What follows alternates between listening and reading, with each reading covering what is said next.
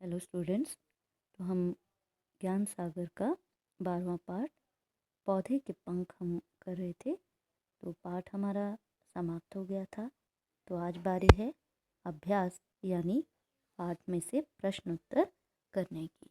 तो पहला प्रश्न है इसमें पाठ में से, श्रीधर कौन था और वह लेखक के घर क्यों आया था। ठीक है, तो देखिए प्रश्न उत्तर। तो श्रीधर लेखक की माँ की प्रिय सखी रीता का पुत्र है।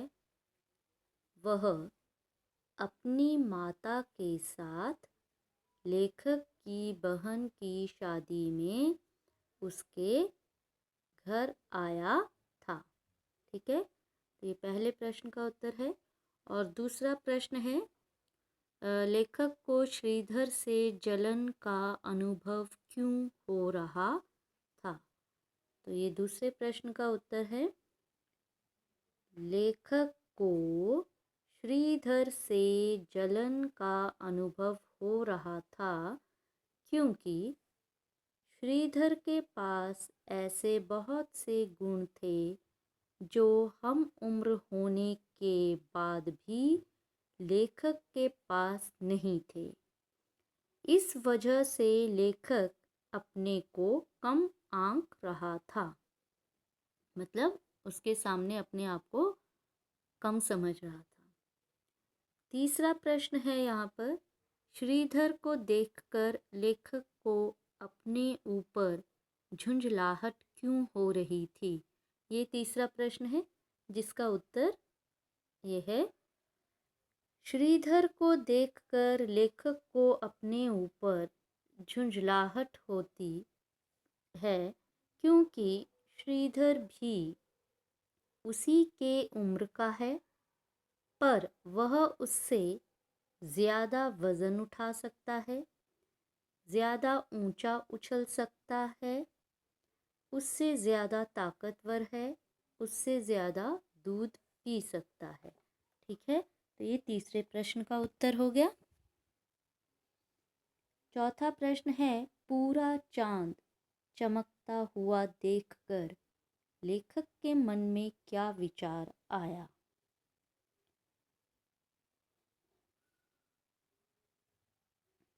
पूरा चांद चमकता हुआ देखकर लेखक के मन में यह विचार आता है कि उसकी माँ उसे अकेले कहीं भी नहीं जाने देती और चांद की माँ इतने बड़े आकाश में चांद को खुला घूमने के लिए छोड़ देती है। ठीक है, तो ये हमारे हो गए 4 प्रश्न। ठीक है, मैं इसको एक बार कर देती हूँ ताकि आप रोक कर इसे कर सकें। ये पहला और दूसरा प्रश्न का उत्तर। ठीक है, फिर ये तीसरा और ये चौथा। ठीक है, तीसरे और चौथे प्रश्न का उत्तर। तो आराम से आप इसको रोकें, पॉज करें और बिना गलती के अपनी नोटबुक में प्रश्न उत्तर कर लें ये वाले।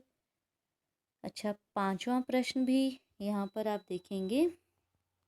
ठीक है, 5वां प्रश्न है,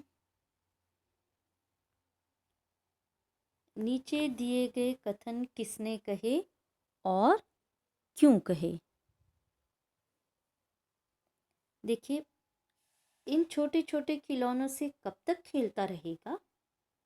ठीक है, ये था ना, किसने कहा, क्यों कहा।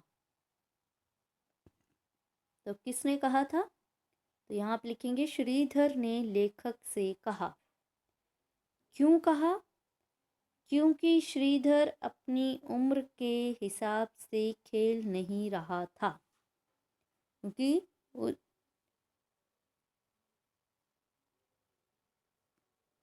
श्रीधर ने लेखक से कहा क्योंकि लेखक जो था वो अपनी उम्र के हिसाब से खेल नहीं रहा था। नहीं, श्रीधर नहीं होगा, लेखक। ठीक है,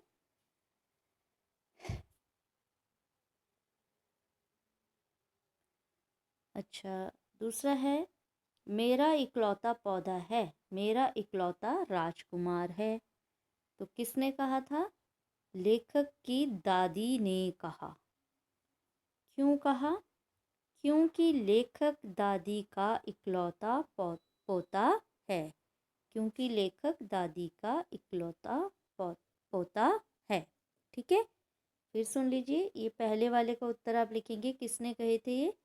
श्रीधर ने लेखक से कहा था। क्यों कहा था? क्योंकि लेखक अपनी उम्र के हिसाब से खेल नहीं रहा था। ठीक है, और मेरा इकलौता पौधा है, मेरा इकलौता राजकुमार है, ये तो किसने कहा था? लेखक की दादी ने कहा। क्यों कहा? क्योंकि लेखक दादी का इकलौता पोता था। अब उचित उत्तर पर सही का निशान लगाइए। पिताजी सारा दिन कहाँ रहते थे? घर, कचहरी, उपवन या मंदिर? तो यहाँ आएगा कचहरी। ठीक है, अपनी मजबूरी और अनाड़ीपन पर किसे क्रोध आ रहा था? किस्नू को, राम को, श्रीधर को या लेखक को?